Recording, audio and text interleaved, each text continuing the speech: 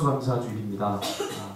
추수감사주일 겸 또 우리가 저번 주에 새생명 전도 축제를 했기 때문에 성례식을 거행하지 못했습니다. 성례식을 같이 거행하도록 하겠습니다.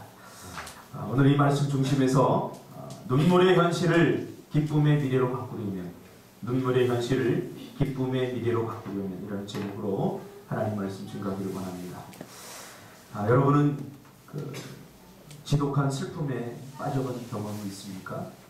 살다 보면 누구나 슬픔에 빠지게 되는데, 특별히 감당할 수 없는 슬픔, 그리고 우리가 지독한 슬픔이다. 어떤 시인이 그렇게 말을 하더라고요. 이 지독한 슬픔은 삶을 무기력하게 만들어서 아무것도 하지 못하도록 그렇게 만들어버립니다. 어릴 적 제 동네에 저와 함께 자라던 친구가 여름에 물놀이를 나갔다가 그만 빠져 죽게 되었어요. 그 후로 아들을 잃어버린 그 부모와 가족들은 감당할 수 없는 슬픔에 빠지게 된 거죠. 그리고는 그들은 곧 무기력해졌습니다. 그 집이 굉장히 활력 있는 집이었는데, 농사도 동네에서 가장 많이 짓는 그런 집이었는데, 그들의 그 가족의 얼굴을 찾아보기는 힘들었어요. 가끔 가다가 그 부모님의 얼굴을 이렇게 보면 넋이 나간 사람 같고 굉장히 우울해 보였어요.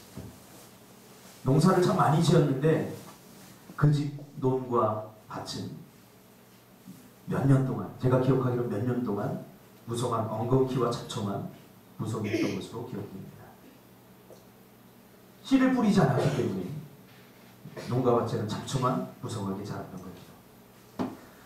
오늘 이 시편, 이 본문을 기록한 시인은 지독한 슬픔에 빠져본 경험이 있는 사람입니다.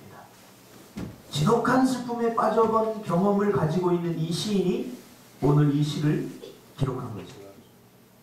그래서 그는 눈물을 흘리며 씨를 뿌릴 수 있는 사람이 되어라, 그렇게 말합니다. 그러니까 오늘 본문을 그냥 읽으면 눈물을 흘리며 씨를 뿌리는 자는 기쁨으로 거두리로다. 그러니까 우리가 눈물을 흘리더라도 씨를 뿌려야 된다, 그렇게 말하고 있지만 조금 더 원어에 가깝게 해석을 하면, 눈물을 흘리며 눈물이 날지라도, 눈물을 흘릴 수밖에 없는 지독한 슬픔에 잠겨 있을지라도 그래도 씨를 뿌려야 된다. 왜? 지독한 슬픔에 사로잡히면, 지독한 슬픔에 빠져있으면 사람이 무기력해져서 아무것도 하기 싫어요. 아무것도 하고 싶지 않아요. 그럼에도 불구하고 씨를 뿌려야 된다. 그래야 기쁨으로 단을 거둘 수 있게 된다. 이렇게 말하고 있는 거죠. 이 사람은 지독한 슬픔이 가져오는 그 무기력한 삶을 경험해 보았기 때문입니다. 지독한 슬픔보다 더 고통스러운 것은 씨를 뿌리지 않는다는 것임을 이 시인은 알게 된 거죠. 슬픔도 근심과 염려도 우리를 참 괴롭게 하지만, 더 괴로운 것은 무엇입니까? 씨를 뿌리지 않으므로 그 인생이 거둘 것이 아무것도 없어지게 된 인생, 이것이 더 지독한 슬픔보다 더 지독한 슬픔이라는 것을 이 시인은 경험하게 된 거죠. 그래서 이 시인은 오늘 뭐라고 고백합니까? 눈물을 흘리더라도, 눈물을 흘릴 만큼 지독한 슬픔에 사로잡혀 있을지라도, 그 지독한 슬픔이 우리를 무기력하게 할지라도 그래도 뿌릴 것은 뿌려야 된다, 이렇게 말합니다. 지독한 슬픔보다 더 큰 고통은 씨를 뿌리지 않으므로 기쁨으로 단을 거두지 못하게 된다는 것입니다. 아마 여러분도 비슷한 경험을 많이 해보았을 것입니다. 나에게 좋지 않은 일이 일어남으로 인해서 그것에 빠져서, 예를 들면 근심과 걱정, 염려, 실패, 좌절, 이런 것 때문에 씨 뿌리는 것을 잊어버림으로 나중에 아무런 열매도 얻지 못하게 되는 경우를 경험해 본 적이 있을 것입니다. 우리 지난 1년 동안 박준석 집사님이 뭐죠? 실패했죠. 편입에 실패하고 씨 뿌리지 않는 모습을 저는 몇 개월 동안 지켜봤습니다.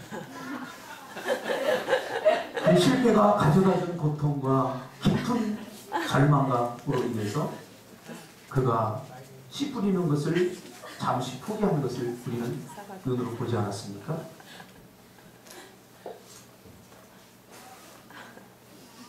근심, 걱정, 염려, 실패, 좌절 이런 것 때문에 씨 뿌리는 것을 잊어버림으로 나중에 아무 열매도 얻지 못하게 되는 경우를 오늘 시인은 경험한 거지. 나는 지금 힘드니까 난 아무것도 하기 싫어. 공부해봤자 성적이 안 오르니까 공부도 하기 싫어. 돈 버는 것도 미래를 위한 배움도 왜? 나는 지금 힘드니까. 나는 아무것도 하기 싫으니까.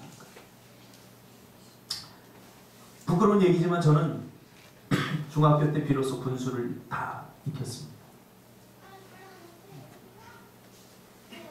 나중에 보니까 제가 수학을 못하는 게 아니라 수학을 포기했던 거예요. 언제? 초등학교 때.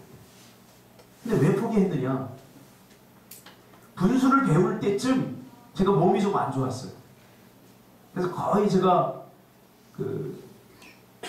한 달 정도를 학교를 빠졌던 것 같아요. 한 달 정도로 학교를 빠졌는데 그때 배운 게 뭐냐? 분수였어요. 분수. 제가 공부를 좀 했거든요.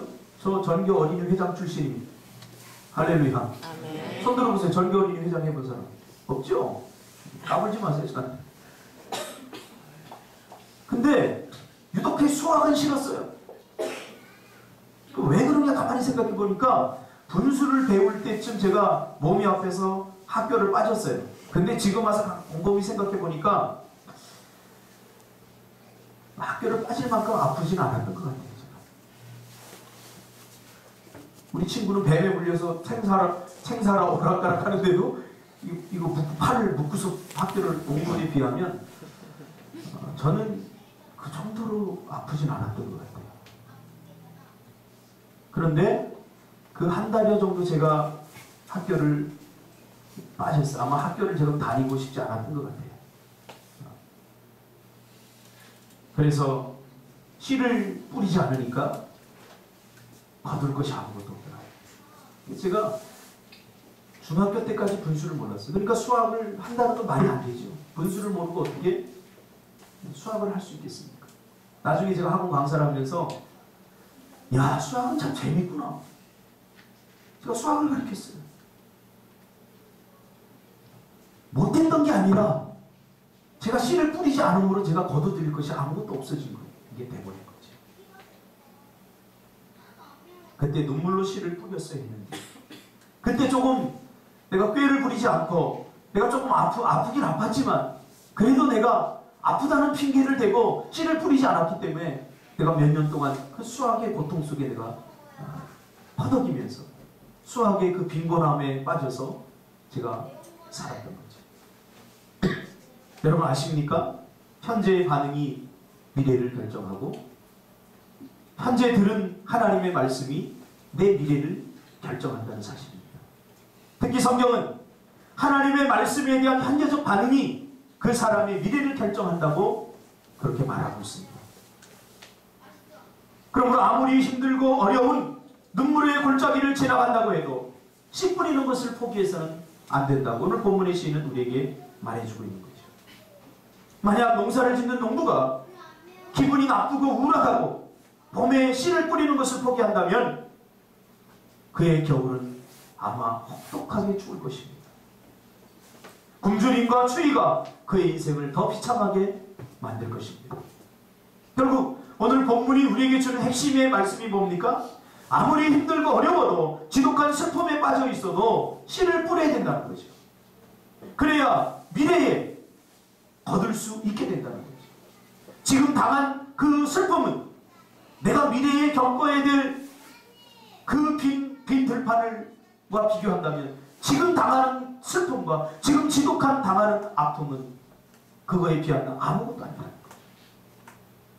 그래서 오늘 시편 기자는 눈물을 흘리며 씨를 뿌리는 자는 기쁨으로 거두리로다. 울며 씨를 뿌리러 나가는 자는 반드시 기쁨으로 그 곡식단을 가지고 돌아오게 된다고 그렇게 말하고 있는 거죠. 그러나 우리는 너무 자주 여러 가지 이유와 그럴듯한 핑계로 씨 뿌리는 것을 미루거나 포기하고 열매 없는 삶을 자주 경험하게 됩니다. 이런 일들은 우리의 삶 속에서 너무나 자주 일어납니다.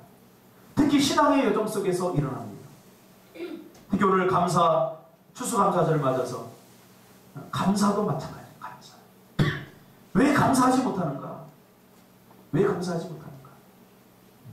감사의 씨를 뿌리지 않기 때문에 감사의 열매를 거두지 못합니다. 우리 인생들은요, 어떤 눈에 보이지 않는 것을 놓고 감사하기는 참 힘들어요. 그래서 하나님께 추수감사절을 통해서 봐라, 내가 너희를 이렇게 돕고 있고 너희에게 이렇게 은혜를 베풀지 않느냐, 그래서 이렇게 많은 곡식들을 너희들이 거둘 수 있었던 것이 아니냐. 그래서 눈에 보이게 감사를 통해서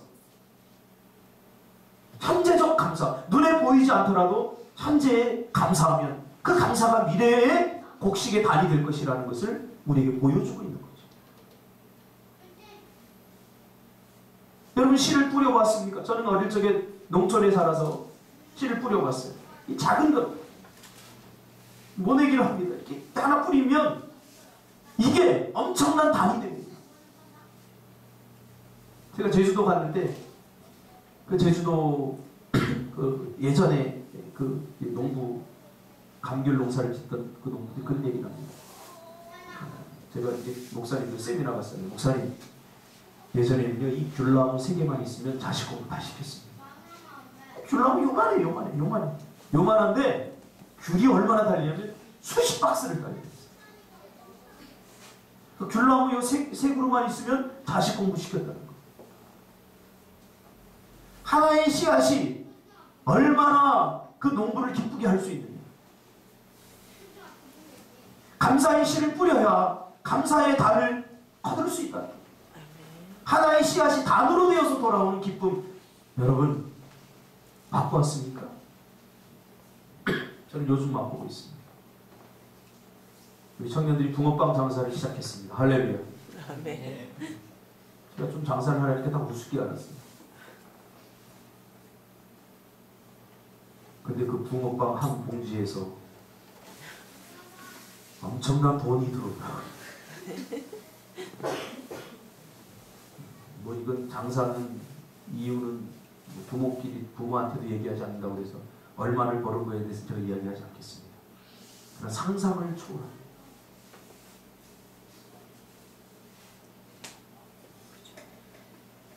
감사의 씨를 뿌려야 감사의 단을 거둘 수 있게 됩니다. 그러나 우리의 삶은 여전히 감사하지 못할 일 투성이라고 생각합니다. 감사보다는 우리의 삶의 현실은 불평과 원망이 넘쳐나죠.